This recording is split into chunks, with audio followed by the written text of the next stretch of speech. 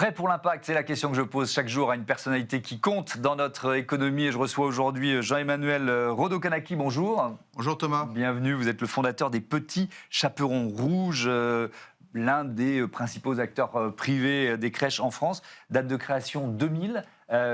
Qu'est-ce qui vous guide? On va remonter à la genèse de l'entreprise. Qu'est-ce qui vous guide quand vous créez les Petits Chaperons Rouges? Oula, à l'époque, je suis aux États-Unis et je rencontre un groupe américain qui a été le pionnier des crèches d'entreprise aux États-Unis en 99. Et je me dis que le concept est incroyable parce qu'en France, on a 800 000 familles en liste d'attente. On a un fort besoin de concilier vie familiale et vie professionnelle. 80% des femmes en âge d'avoir des enfants doivent travailler, donc il faut quelqu'un pour pas seulement s'occuper des enfants et les garder, mais surtout les éveiller. Et c'est ça qui me motive à revenir en France et à passer 2-3 ans à convaincre le gouvernement d'autoriser le secteur privé à ouvrir, à gérer et à animer des crèches. On a fait passer la loi en avril 2003 et en 2004, on ouvrait la première crèche interentreprise en France à Rungis. Donc le premier et le plus gros travail, ça a été du lobbying. C'est pas forcément un gros mot, il a fallu convaincre les autorités. Exactement. Ouais. Et qu'est-ce qu'il est... Pourquoi ça prend autant de temps? Question de base. 3 ans, c'est court. Vous avez fait fort, c'est ça? 3 ans, c'est très court. Ouais. Mais il y avait un vrai besoin. D'accord. Et on l'a bien vu avec depuis maintenant 20-25 ans, le fait d'avoir pu ouvrir des crèches d'entreprise avec des employeurs donc, qui ont conscience qu'il faut accompagner et soutenir leurs équipes, leurs salariés parents, c'est essentiel. En réalité, pour que les salariés soient engagés, soient motivés, et puis surtout puissent se concentrer sur leur travail sans avoir ce stress permanent de qui s'occupe de mes enfants. Vous l'avez adapté, le modèle initial, ou il pouvait tout simplement se transposer? Non, le modèle américain, on l'a adapté, Ouais. puisque aux États-Unis, dans la plupart d'ailleurs des pays anglo-saxons, déjà la crèche et l'école maternelle sont sous le même toit, donc c'est du 0-6 ans. Première grande différence par rapport à la France. Ouais. Et puis ensuite, les parents payent quasiment tout, alors qu'en France, les parents payent à peu près un quart du budget de fonctionnement de la place en crèche. Ouais, effectivement. Alors, votre entreprise, en 25 ans, elle s'est développée. C'est combien de crèches aujourd'hui? Combien de familles? Alors, nous avons 1250 crèches et écoles maternelles, puisque au-delà de la France, nous sommes avec le groupe, qui s'appelle le groupe Grandir, présent en Allemagne, en Angleterre, en Inde, au Canada et aux États-Unis. Donc, on reçoit à peu près 60 000 enfants chaque jour. Et avec une équipe de passionnés, engagés, de puéricultrices, d'éducatrices, de professeurs, d'à peu près 15 000 personnes. Ouais, ce mot grandir, il est là, hein, puisque c'est aussi le titre de votre livre, Mieux grandir la petite enfance comme projet de société qui est publié aux éditions de l'Aube. On y reviendra en détail un peu plus tard dans cette interview. Le fait d'avoir intégré ce groupe, Grandir, d'opérer dans plusieurs pays, qu'est-ce que ça a changé? Ça s'est passé quand et qu'est-ce que ça a changé? Les 10-15 premières années, on est resté en France. On a eu une croissance en France, en partenariat avec les caisses d'allocation familiale, pour faire en sorte de bien mailler le territoire et de faire en sorte que tout le monde ait une solution d'accueil et d'éveil de son jeune enfant à proximité de son domicile. Ça a été le premier grand objectif. À partir de 2016-2017, on avait noué des partenariats pédagogiques, éducatifs, avec d'autres groupes de ce qu'on appelle le Early Education, le 0-6 ans. Et là, on a décidé d'aller plus loin. Et donc, on s'est associé avec des équipes en Allemagne, en Angleterre, et puis après, en 2018, au Canada, puis aux États-Unis. Ce qui est passionnant, c'est qu'en réalité, c'est pas une succession de pays qui ne se parlent pas, c'est au contraire tout l'inverse. C'est que vous avez des équipes de management et vous avez des remontées terrain sur les bonnes pratiques, sur les initiatives pédagogiques, sur telle ou telle activité en classe ou en crèche, sur le type de formation qu'on offre aux équipes, etc., qu'on fait remonter, mais de manière régulière, permanente toute l'année. Et ça, c'est très inspirant, parce que ça permet aux équipes de voir ce qui se passe ailleurs. On a une newsletter pédagogique, typiquement. De les adopter plus vite, ces bonnes pratiques, parce qu'on se dit, tiens, si j'ai un collègue qui fait, ça marche, je vais de pas les hésiter, adopter, de les améliorer, etc. Mais donc, vous avez aujourd'hui, par exemple, la dernière newsletter est sortie il y a quelques semaines, vous avez des activités de potager en France et qui sont tout d'un coup accessibles et disponibles pour une structure à Vancouver ou à Boston, et vice-versa. Et là, on rentre dans quelque chose qui, intellectuellement, je trouve, est beaucoup plus intéressant parce qu'on permet aux enfants et aux professionnels, surtout, d'agrandir leur champ. de compétences, de curiosité, de créativité. Vous êtes devenu entreprise à mission l'an dernier. Voilà, pourquoi vous avez fait ce choix? Je pense qu'on l'a dans notre ADN depuis le départ. Lorsqu'on a ouvert notre toute première crèche, donc en 2004, on a monté un partenariat avec la Fondation de France. On leur a dit, voilà, c'est très simple, vous allez nous cibler une ou deux causes sur la petite enfance, et à chaque place de crèche qu'on va ouvrir, on va vous donner une somme pour financer cette cause. Et ça, on l'a fait pendant une dizaine d'années. Et puis, en 2010, on a décidé de voler de nos propres ailes et on a créé notre propre fondation d'entreprise. Et là, on a commencé à soutenir et à créer nous-mêmes des causes qui nous tenaient à cœur, toujours autour du champ de la petite enfance, bien évidemment, du langage, le développement du langage pour le jeune enfant, famille fragile, etc. En 2018, on a été probablement la toute première ETI en France à inscrire notre raison d'être dans les statuts. Donc ça parle d'éveil des générations, exactement, exactement. Et donc ça, c'est essentiel. Donc la mission est très simple, c'est d'offrir un environnement qui soit pédagogique, sûr, sain et de grande qualité, où les familles et les professionnels peuvent grandir et s'épanouir. Et donc le cheminement logique de tout ça, après avoir inscrit notre raison d'être dans les statuts en 2018, c'était de devenir entreprise à mission en 2025. Ouais, effectivement. Avec aussi une logique de crèche labellisée, crèche engagée. Je crois que vous avez passé le cap des 100 crèches labellisées il y a quelques semaines. Il y a deux labels qui sont décernés par SGS, qui est ce groupe suisse, qui est le leader mondial de la certification. Parce qu'on croit fermement au fait qu'il faut qu'il y ait quelqu'un d'externe et d'indépendant pour pouvoir donner le coup de tampon. C'est mieux, on est d'accord. C'est mieux. Donc depuis une douzaine d'années, on est certifié crèche expert. Et là, c'est l'ensemble de nos structures. Et il y a à peu près 200 points de contrôle. Et c'est fait de manière annuelle par SGS. Donc ça, c'est quelque chose d'extrêmement solide. Et avec cette philosophie qui était dorénavant, on va aller un cran plus loin sur l'ESG, la RSE, etc., avec l'entreprise à mission, on a décidé de créer notre propre label qui s'appelle Crèche engagée.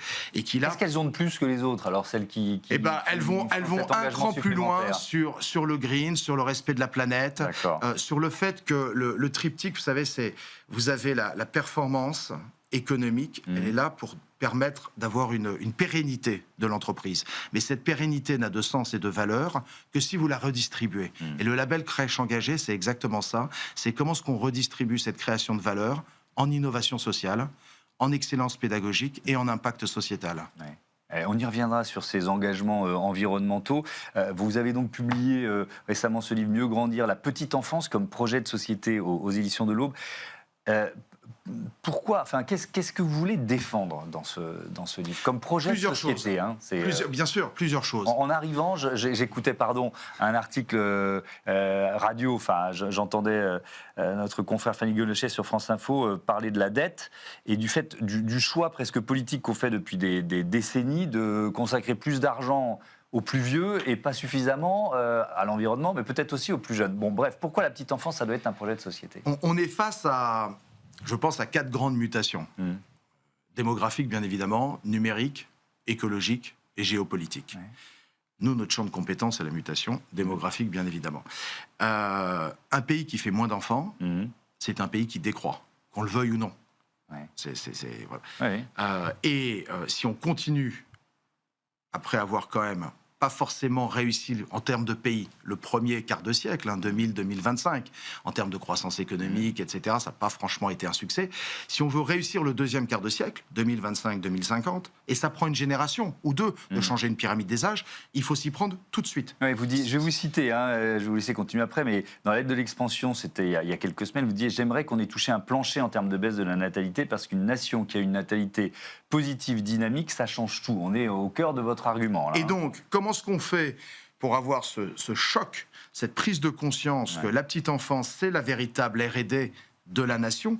Il faut le mettre en place d'ores et déjà là, sur les 10 prochaines années pour réussir 2050. Et réussir 2050, ça veut dire quoi? Ça veut dire commencer à réinverser cette courbe.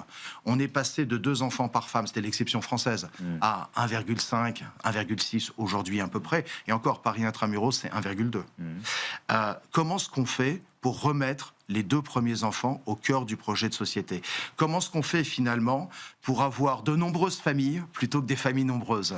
Et donc, on a des budgets colossaux, 45 milliards d'euros en France chaque année sur la politique familiale, des dizaines de milliards d'euros bien évidemment sur le logement. Comment est-ce qu'on reflèche ça en mettant une majorité sur les jeunes couples pour le logement, la simplification des allocations familiales, les allocations familiales dès le premier enfant, pour que les familles se rendent compte qu'avoir 2 enfants en France, 1 ou 2 enfants, c'est possible. Et en termes de pouvoir d'achat, c'est soutenable. Mais quand Emmanuel Macron parle de réarmement démographique, il fait le même constat que vous. Est-ce que c'était les bons mots? Non, la sémantique, mais peu importe la sémantique. On aurait pu parler on aurait pu trouver un autre mot, créer un moment, je suis d'accord avec vous. Ouais. Mais est-ce que quand même, l'idée est la même. La prise de conscience, elle est là. Est-ce que les actes ont suivi? Aujourd'hui, non. Bah oui. D'où mieux grandir pour essayer de sensibiliser tout le monde avant 2027 et de faire en sorte que dans les projets présidentiels, on ne nous parle pas que de sécurité, d'immigration, etc., mais qu'on parle aussi des sujets qui touchent au cœur, qui sont notamment la petite enfance et l'éducation et la santé, parce que c'est ça qui va modeler notre société. Oui. C'est à enveloppe budgétaire égale, c'est un fléchage différent de l'argent public. C'est un fléchage différent à enveloppe budgétaire égale. Ok, mais alors où est-ce qu'on met trop d'argent aujourd'hui et pourquoi il faudrait le flécher différemment? Quand vous faites ça, vous faites forcément... choisir, c'est renoncer. Exactement. Donc, sur le logement, par exemple, une des propositions du livre, c'est qu'après 25 ans dans un logement social, vous êtes obligé de laisser la main, de passer, et votre logement est accessible à un jeune couple qui a besoin d'avoir sa 2e et sa 3e chambre. Parce que, évidemment, le lien démographie-logement, il est majeur, quoi. Bien évidemment. Les allocations familiales dès le premier enfant, forcément, vous en aurez un peu moins pour le 3e et le 4e enfant. Okay. Mais aujourd'hui, ce qu'il faut, c'est une société, je faisais un trait d'humour, c'est « make 2 kids great again ». C'est comment on fait pour repasser de 1,5 à 2 et de s'en rapprocher le plus vite possible. Et ça rejoint la question celle qui était à votre place la semaine dernière, Maudez, qui est co-dirigeante de Matelas No Stress, a choisi de vous poser. On l'écoute.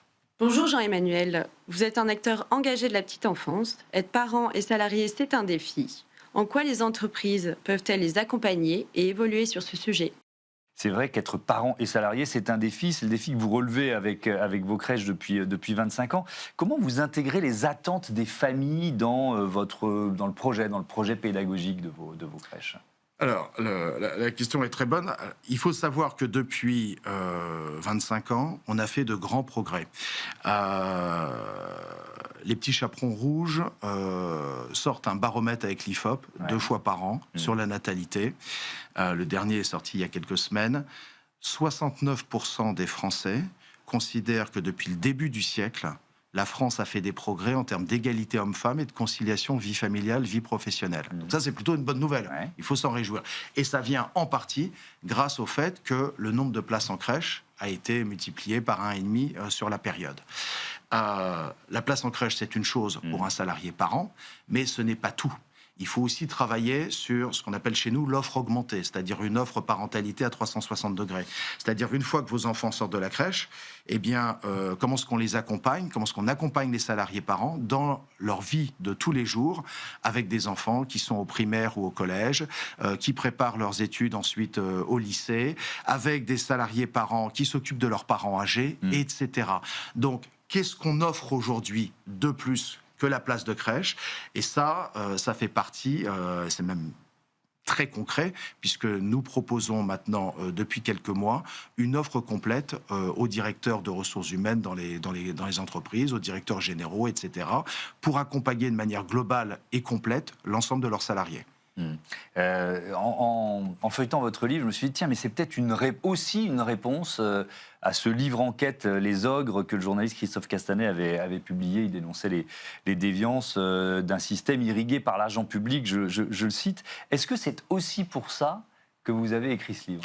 Non, pas du tout, parce que Vous n'êtes pas sanctifié par cette enquête sur les... Alors, aucunement. Victor Castanet a eu parfaitement raison de dénoncer ce qui se passait sur les EHPAD. soyons très clairs. Ça, c'est son premier livre. Son premier livre. Ensuite, c'est sur les crèches. Franchement, il y avait quand même beaucoup moins de révélations. Ça ne veut pas dire que vous n'avez pas, dans tout secteur d'activité, un ou deux acteurs sur des milliers qui ne sont pas au rendez-vous de la qualité. Mais quand vous avez un acteur comme ça, c'est pas que dans le privé, c'est dans le secteur associatif, c'est dans le secteur municipal. C'est malheureusement, des comportements déviants, vous en avez partout. Donc, effectivement, ce livre a mis l'accent là-dessus. Maintenant, pour le reste, la qualité des acteurs de crèche en France est totalement reconnue, pour plusieurs raisons. Un, on a les meilleures réglementations européennes en termes de taux d'encadrement, en termes de mètres carrés par enfant, en termes de diplôme des professionnels, donc, et en termes de contrôle des tutelles, les services de la protection maternelle et infantile et les caisses d'allocation familiale. Donc, on a mais malgré un tout, système, il y en a certains qui sont passés entre les mains du filet. Quand vous avez 15 000 gestionnaires différents dans un pays, vous avez forcément des trous dans la raquette à un moment donné. Donc l'avantage de ce livre, c'est de faire bouger les lignes, mais attention, c'est un travail collectif. Moi, je crois à la complémentarité public-privé. Je crois au fait que cette ligne de crête, on l'atteint tous ensemble, parce que le public va s'occuper notamment de ce qu'on appelle la continuité du service public, la mutabilité du service public. Le secteur associatif va être dans des petites structures sur le territoire, en local. Le secteur privé, lui, au contraire, va apporter sa pierre à l'édifice avec de l'innovation, avec de la réactivité, etc. Donc chacun est complémentaire et on a besoin des trois. Parce qu'à la suite de la publication de ces deux livres, c'est vrai qu'il y a eu un certain nombre de voix, elles ne sont pas forcément majoritaires, mais on peut les entendre quand même, qui disent les EHPAD, les crèches devraient sortir d'un système purement lucratif, il faudrait les laisser à l'économie sociale et solidaire. Alors, je reviens sur la première partie de votre question, qui est l'argent public. Parce que là aussi, il y a beaucoup de fantasmes. Et je vais parler pour le secteur des crèches. Les autres, je les connais moins bien. Une crèche privée en France, c'est 25% d'argent public. Une crèche associative et municipale, c'est 75% d'argent public. Et les 25% d'argent public sont inférieurs d'à peu près 20% par enfant ou par berceau ou par place aux 75%. Donc, il n'y a pas de sujet. En réalité, c'est une gestion bien plus efficace, mais vous avez la même chose dans l'hôpital. Vous avez la même chose dans plein d'autres secteurs. Allez, on prend, il nous reste 8 minutes, 8h30, le temps de creuser un peu les actions en matière environnementale, notamment que vous menez dans vos crèches, avec une démarche qui est structurée autour des ODD, des Objectifs de développement durable de l'ONU. Déjà, pourquoi vous avez choisi ce cadre de référence qui est quand même assez ambitieux? C'est pour ça, parce qu'il est ambitieux? Oui, mais c'est un bon cadre. C'est autant. À partir du moment où on est un groupe global d'éveil et d'éducation, qu'on est présent dans 6 pays, il faut aussi avoir des points d'accroche pour réunir les pays entre eux. On ne peut pas juste être dans sa verticale.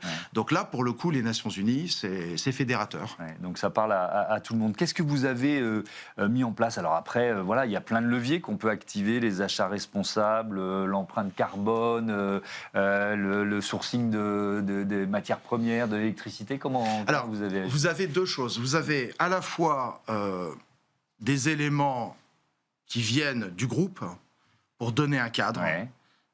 Donc ça, il en faut. Par exemple, on a un objectif de réduction d'empreinte carbone de temps à tel horizon temps. Mais ensuite, moi, je crois fermement, une fois que le cadre est fait, est donné, je crois à la créativité des équipes locales sur le terrain, dans les territoires, pour véritablement faire preuve de créativité, trouver des solutions. Donc on peut donner autant de cadres qu'on veut au sommet, c'est très bien, mais à un moment donné, il faut que les équipes dans les écoles s'emparent du sujet et y croient. Et là, vous avez à la fois sur le projet pédagogique, on travaille avec ce qu'on appelle les 5 C, les 5 compétences clés du 21e siècle, qu'on a développées avec la Harvard School of Education, communication, créativité, collaboration, esprit critique, et on en a rajouté un 5e qui est l'esprit citoyen. Justement pour englober cette notion de ESG et de RSE. Et donc là-dedans, vous allez retrouver toutes les activités que vous pouvez avoir, par exemple dans le jardin de la crèche. Vous avez bien évidemment sur la nutrition, vous avez, vous venez d'en parler, sur le tri sélectif, etc. Il y a des choses assez basiques, mais quand un enfant a 2 ans, 4 ans, 6 ans, commençons déjà par les basiques. Le bilan carbone, qu'est-ce qui pèse le plus dans une crèche? On n'est pas dans un métier où... alors, on n'est pas dans un secteur où une industrie... Je vais avoir une réaction de béotien. Bon, j'ai eu des enfants, mais ils sont très grands maintenant. C'est les couches culottes. J'imagine que ça doit être à la fois un gros budget et puis en termes d'impact carbone, un gros impact, quoi. Exactement. Ouais. Ça, c'est un premier point. Ensuite, on est en train de déployer des parkings à vélo devant toutes les crèches pour qu'à la fois les parents puissent venir plus facilement et les professionnels puissent venir plus facilement en vélo. Toute la flotte automobile de l'entreprise est dorénavant passée en électrique. Ça, c'est important aussi. Ça a été facile? Ça a pris 2 ans à peu près, parce qu'il faut une transition, etc. Mais oui, ça se met. Avec des modèles abordables. Avec des modèles abordables, oui. Parce que c'est ça la question, c'est que ça peut coûter beaucoup plus cher. Est-ce qu'on peut trouver des modèles français? Est-ce qu'on a l'autonomie pour mener les mêmes missions, etc. Exactement. Etc. Bon. On y arrive maintenant. On y arrive. Super. On n'aurait peut-être pas pu le faire il y a 5 ou 6 ans, vous avez raison, par rapport aux capacités kilométriques des automobiles. Donc voilà, typiquement, des exemples concrets qu'on met en place. Mais encore une fois, il faut faire confiance à chacun des pays, à chacune des équipes sur le terrain. Et c'est pour ça que le fait de partager les bonnes pratiques, c'est très important. Oui, alors justement, c'était la question que j'allais vous poser. Est-ce qu'il y a en la matière des exemples assez récents de crèches, de directeurs ou de directrices de crèches qui disent dans votre newsletter, là, tiens, voilà, on a mis, alors, je dis n'importe quoi, allez, j'ai testé le panneau photovoltaïque, voilà les économies que j'ai pu faire sur ma facture d'électricité sur les 3 derniers mois. Bon, voilà. Je vais vous donner des exemples de petites innovations pédagogiques qui ne sont pas forcément avec un impact RSE à chaque fois, mais quand dans nos structures allemandes, vous avez une fois tous les 15 jours, 3 semaines, un coiffeur qui vient. Pour permettre aux familles de gagner du temps le week-end et ne pas avoir à accompagner leurs enfants chez le coiffeur. Quand vous avez, par exemple... Ça peut faire un déplacement en moins, donc ça peut aussi avoir un impact carbone. Tiens, je n'avais pas pensé. Quand vous avez, par exemple, en s'inspirant du concept des forest schools anglaises... C'est quoi ce concept? Alors, c'est de passer beaucoup plus de temps que prévu à l'extérieur et d'avoir un concept de free flow, c'est-à-dire que les portes sont ouvertes entre l'intérieur de la crèche et le jardin. Les professionnels sont à l'intérieur et à l'extérieur et les enfants vont et viennent eux-mêmes pour aller faire leur activité, etc. Et souvent, qu'il pleuve, qu'il vente, etc. Mais ça donne aussi une autonomie aux enfants. Quand vous avez, par exemple, au Canada, une école maternelle ou une école primaire où les enfants, ça y est, ont appris à lire et vont aller en crèche, et vous avez des enfants de 6-7 ans qui viennent en crèche pour lire une histoire à des enfants de 2-3 ans. Ça, en termes d'apprentissage, de rôle modèle, etc., c'est une fierté. Donc, l'enfant de 6-7 ans, il gagne en confiance en lui, en estime de lui. Le jeune enfant a tout d'un coup un modèle en se disant « waouh », etc. Donc voilà, il y a plein d'idées au quotidien. En termes de créativité, on a une marque de peinture qui est extraordinaire, qui vient du Japon. Quand vous faites donc dans les salles de jeux d'eau et de peinture, au lieu d'avoir des tubes avec la couleur verte ou la couleur rouge, etc., sur les tubes, vous avez juste 2 ronds. Un rond vert et un rond rouge. Et peut-être que le rond rouge va être plus petit que le rond vert. Et donc l'enfant réfléchit et se dit, si je mets... Donc à l'intérieur, j'ai le mélange des 2. C'est du violet.